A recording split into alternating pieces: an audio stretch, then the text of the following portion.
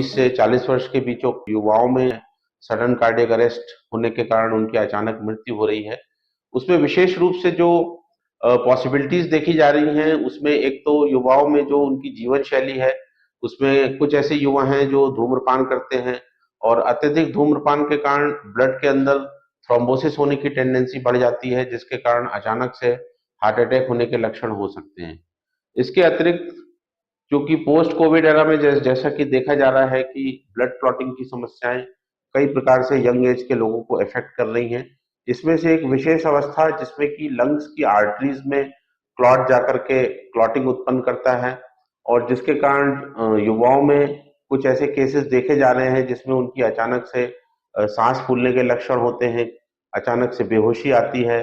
और सांस फूलने के कारण उनको ऐसा लगता है कि उनको कुछ लंग का प्रॉब्लम है, लेकिन सही समय पर डिटेक्ट न होने के कारण भी अचानक से मृत्यु होने की संभावना देखी जा रही है। किसी भी यंग एज के पेशेंट को सांस फूलने की समस्या हो रही है, धड़कन तेज चल रही है और उनको अनईजीनेस लग रहा है या बहुत ही कुछ समय के लिए क्षणिक रूप से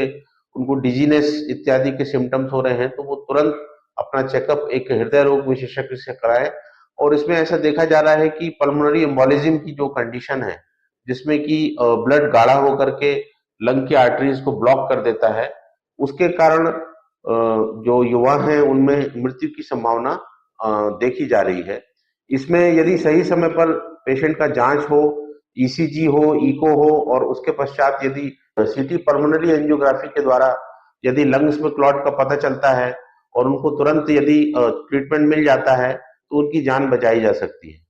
इसके अतिरिक्त खून गाढ़ा होने के कारण डीवीटी की प्रॉब्लम्स भी काफी देखी जा रही है और यंग एज में ही ये प्रॉब्लम ज्यादा कॉमनली देखने को मिल रही है। जो फिजिकली एक्टिव हैं या कुछ स्टूडेंट्स हैं या किसी ऐसे प्रोफेशन में हैं जैसे ऑफिस वर्क ज्यादा है या ट्रेन में लोको पायलट है जिनको लंबे समय तक बैठ करके कार्य करना होता है, इस प्रकार के भी कुछ पेशेंट्स हम लोगों ने देखे हैं जिनमें कि पैरों के अंदर खून गाढ़ा होकर के डीवीटी उत्पन्न करता है और वही ब्लड के क्लॉट्स यदि लंग्स में चले जाते हैं तो उसके कारण